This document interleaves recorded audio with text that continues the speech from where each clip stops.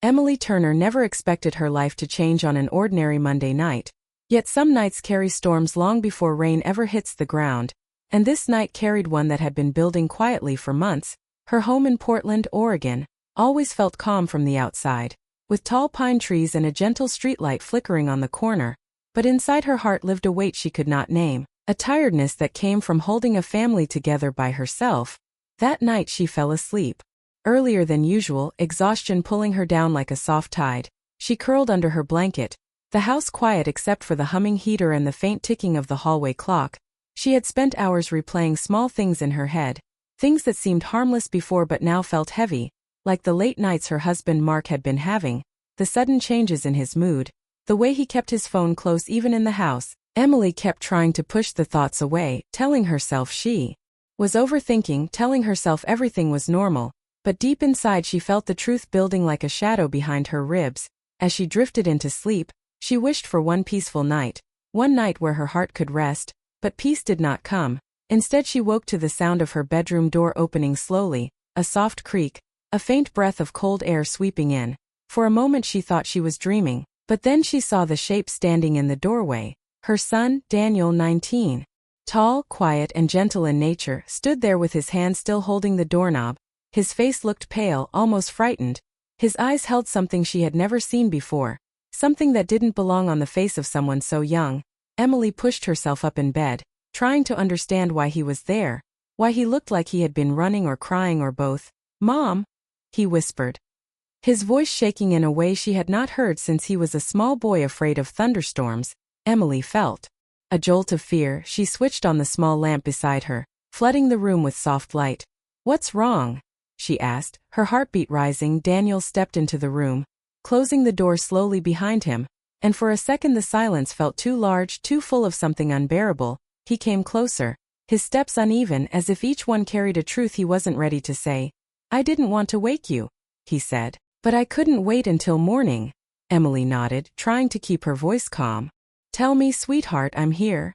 Daniel sat on the edge of the bed, staring at the blanket instead of her eyes. He looked like he had been carrying a secret that was too heavy for him, one that threatened to crush him from the inside. Emily placed a hand on his arm, trying to give him the strength to speak. "Mom," he said softly, "I followed Dad tonight." Emily froze, a chill rushing through her chest. She immediately wanted to deny it, to ask why, to hope it was something harmless, but the look in Daniel's eyes told her that hope was no longer possible. Daniel took a shaky breath. He said he had work, but something felt wrong. He left early, and he was dressed nicer than usual, so I waited a bit and then I drove after him. Emily felt her stomach twist. She didn't interrupt him, she just listened, her fingers gripping the edge of the blanket. "He didn't go to the office," Daniel continued. "He went downtown near the river, and he parked behind a small restaurant. I stayed back so he wouldn't see me, and after a few minutes he got out and met someone." Emily felt her throat tighten. "Who?" she whispered, though she already knew the answer before he gave it. "A woman," Daniel said, his voice breaking. He hugged her, Mom, not a friendly hug, a close one like someone you care about too much. Then they walked into the restaurant holding hands. For a second Emily couldn't breathe. She felt something inside her break, quietly, painfully, like a thin glass cracking under pressure. She forced herself to stay calm for Daniel's sake, but her heart was trembling. Daniel looked at her with tears building in his eyes. "I'm sorry, Mom, I didn't want to hurt you, I didn't want to be the one to tell you, but I couldn't just pretend I didn't see it." Emily reached out and pulled her son into her arms, holding him tightly as he cried. And she cried with him though her tears fell silently. She felt guilt for him, guilt that he had to carry this truth alone, guilt that he had to see his father betray the family he loved. "It's not your fault," she whispered into his hair. "You did the right thing, thank you for telling me." Daniel's shoulders shook against her. "I didn't know what to do, Mom, I didn't want you to go to sleep without knowing, I didn't want you to get hurt more later." Emily stroked his back, feeling the ache settle deeper in her chest. She had always tried to be strong for her son, to protect him from pain, but tonight he was the one protecting her. And that made the hurt even sharper. They sat like that for a long time, holding each other, trying to steady their breathing, trying to make sense of a night that had shattered something important. When Daniel finally calmed down, he pulled back and wiped his eyes. "Mom, what are you going to do?" he asked carefully. Emily shook her head slowly. "I don't know yet," she answered honestly. "I need time to think, to understand, to breathe." She didn't want to make decisions in the middle of a heartbreak. She didn't want anger to be the only guide. She needed clarity. She needed strength she didn't yet have. Daniel squeezed her hand.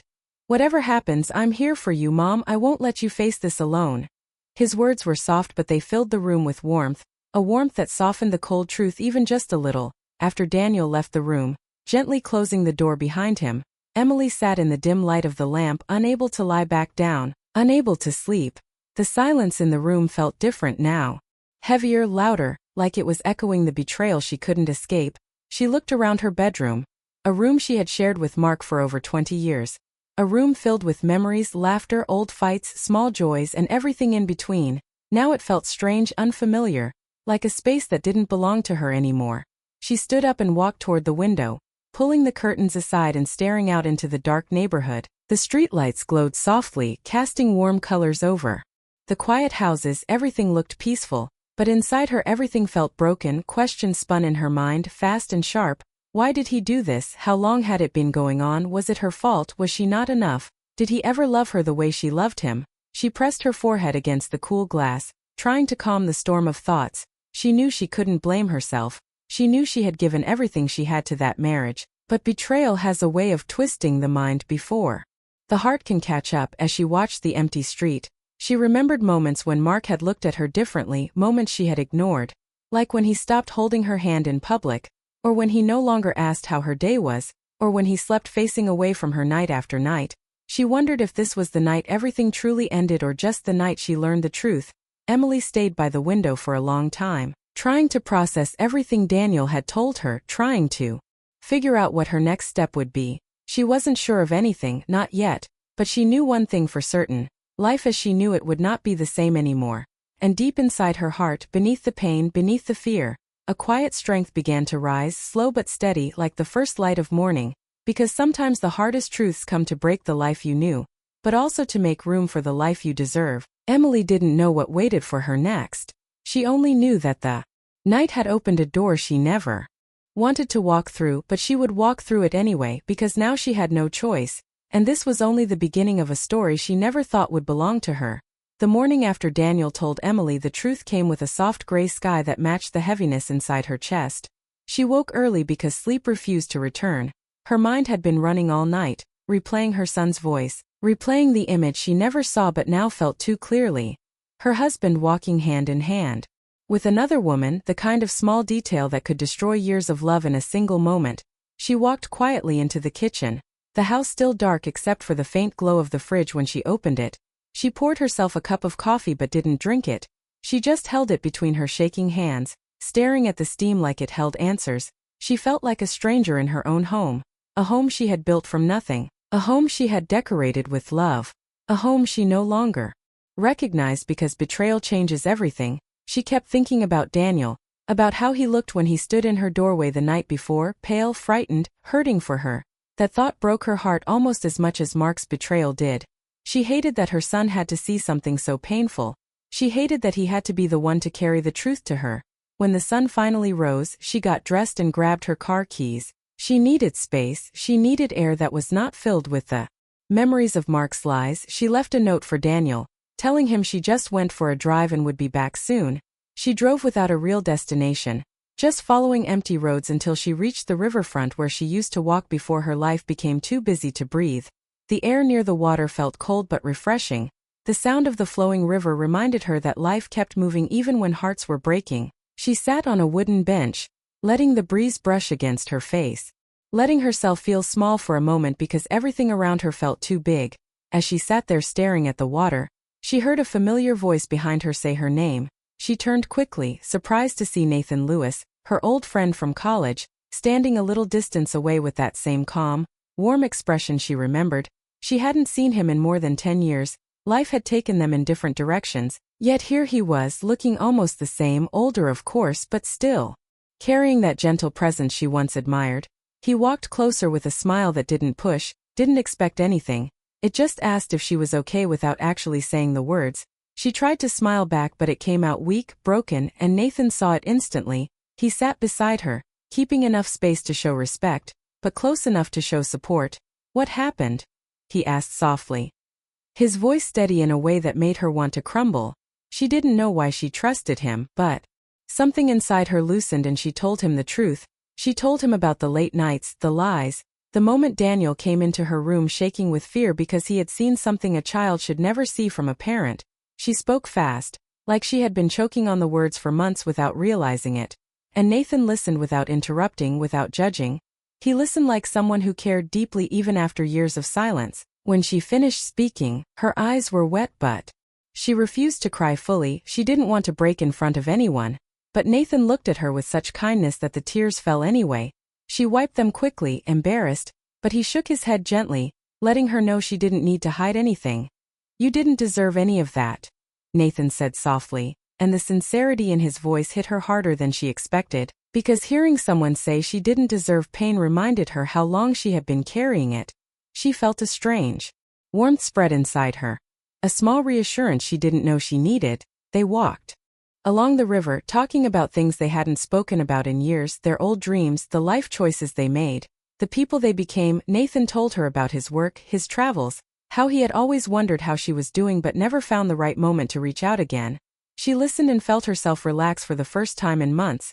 His presence felt safe, simple, familiar in a way she didn't expect. For a little while, Emily forgot the pain, forgot the betrayal, forgot the ache that had built inside her for months. She only felt the comfort of being seen by someone who knew her before life became so complicated. But reality returned as soon as she arrived home. Mark's car sat in the driveway, the porch light on even though the sun was still up. She stepped out of the car with a knot forming in her stomach. She was not ready to face him, not ready to hear excuses or lies or apologies that meant nothing. She entered the house and found him sitting on the couch, his elbows resting on his knees, his hands clasped tightly together. He looked up when she walked in, and for a brief second she saw guilt flash across his face. "We need to talk," he said, his voice low. She felt her heart tighten, anger rising beneath her sadness. She stood in front of him, refusing to sit, refusing to let him act like everything was normal. He stared at the floor as he spoke. "I messed up," he admitted. "I know Daniel told you." She didn't answer, she didn't nod, she just listened because she had nothing left to say. He continued, "I've been seeing someone." The words were sharp, cold, honest in the worst possible way. Emily felt her throat close. She expected lies, excuses, denial, but hearing the truth spoken out loud made everything more real. She asked him why, not because she expected a good answer but because she needed to hear what he would say. He said he didn't know. He claimed he was confused, that he made a mistake, but his voice didn't hold the urgency of someone who wanted to fix a broken marriage. It held the tone of someone who had already stepped away long before the truth surfaced. Emily realized she had been holding on to something that had already slipped through her fingers. She told him she needed space. She didn't yell, she didn't cry. She spoke calmly because something inside her had gone quiet, the kind of quiet that comes after too much pain. She went to her room, the same room where her son had told her the truth, and she shut the door gently behind her. She sat on the edge of her bed, staring at the wall, wondering how a life she built for 20 years could unravel in 20 minutes. She heard footsteps outside her door, then a pause, then Daniel's soft knock. When she let him in, he looked worried. He hugged her tightly when she told him what happened. His embrace was steady, protective, like he understood the depth of her heartbreak. That night she couldn't sleep. She lay awake thinking of everything she had lost, everything she had given, everything she had overlooked trying to save something that was already broken. She thought of Nathan too, not romantically, not suddenly, but as a small light in a dark moment, a reminder that there were still people in the world who cared without being asked, who listened without judgment. She wondered why he had appeared that day of all days. She wondered if life sometimes brings the right people at the right time, not to replace pain but to help carry it. Over the next few days the house felt tense. Mark slept in the guest room, moving quietly as if trying not to exist. Daniel stayed close to Emily, checking on her, making sure she ate, making sure she wasn't drowning in silence. Emily spent her mornings walking by the river, finding a strange comfort in watching the water move endlessly forward. One of those mornings she saw Nathan again, and when their eyes met, he gave her the same gentle smile as before, the kind that said he was not there to fix anything but simply to be a friend. They talked again longer this time. He didn't ask for details she wasn't ready to give. He just listened, shared stories from his life, and most of all, reminded her that she was more than the pain she carried. Emily found herself looking forward to these quiet conversations, not because she wanted something new, but because she needed a place where her heart could breathe, and without meaning to, without expecting it, a quiet question began forming inside her. A question she wasn't ready to face yet, but one that would shape everything that came next. What if life was offering her a chance to begin again? The days that followed moved fast for Emily, almost too fast for her heart to keep up. After Mark admitted the truth, nothing in the house felt the same. The walls felt thinner, the air felt heavier, and every quiet moment reminded her of the life she had tried so hard to protect. She spent her mornings by the river because the moving water helped her stay steady. She liked how it kept flowing even when storms hit it, and she hoped she could learn to move like that too. Nathan met her there a few times, never planned, always natural. He showed up with a warm smile and a calm kindness that made her feel safe. Their conversations were simple but meaningful. They talked about work, about old memories, about how life surprised people when they least expected it. Emily found herself laughing again, small laughs, quiet ones but real, and that scared her a little because she didn't want to move too fast. She didn't want her heart to mistake comfort for something else. Still, she liked being around him. She liked how he listened without asking for more. She liked how he didn't look at her with pity, only understanding. Meanwhile, Mark grew more distant every day. He didn't fight for the marriage. He didn't try to explain himself. He just packed small things each night, putting them quietly into boxes as if he was already halfway out the door. One evening he told her he planned to stay with a friend for a while. His voice was flat, tired, nothing like the man she once knew. Emily nodded because she had nothing left to say. She didn't beg him to stay, she didn't cry. She just watched him gather his things, realizing the person she had loved for years was no longer standing in front of her. When he left the house and the door closed behind him, she felt a strange mix of pain and relief, like losing something that had already been gone for years. She stood in the living room, staring at the empty space he left behind, and for the first time she allowed herself to breathe deeply, even if it hurt. Daniel stayed close to her, asking if she was okay, making sure she wasn't slipping into sadness too deep for her to climb out of. She kept telling him she was fine, even though some nights she woke up with tears already on her cheeks. But Daniel understood without her saying anything. One afternoon he came into her room and said, "Mom, you deserve to be happy." In the softest voice. She hugged him, grateful for a son who carried such a kind heart. He reminded her that she still had love around her, even if one person had chosen to walk away. One afternoon, Emily received a message from Nathan asking if she wanted to join him for a walk at the river. She hesitated for a moment, not wanting to lean too much on anyone, but something inside her whispered that healing sometimes needed company, so she said yes. They met near a wooden bridge. The sun warm but not harsh, the river catching the light in soft sparkles. They walked side by side, not too close, not too far, just comfortably. Nathan talked about a small art festival happening downtown and asked if she wanted to go see it. She surprised herself by saying yes. They wandered between stalls filled with handmade crafts, soft music, and smiling strangers.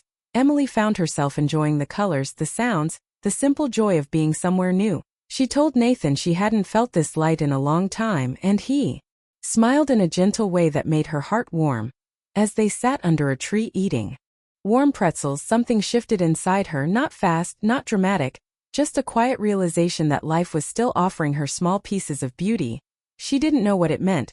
She didn't know if she was ready for anything new, but she knew she liked how she felt when she was with him, calm, understood, safe, still.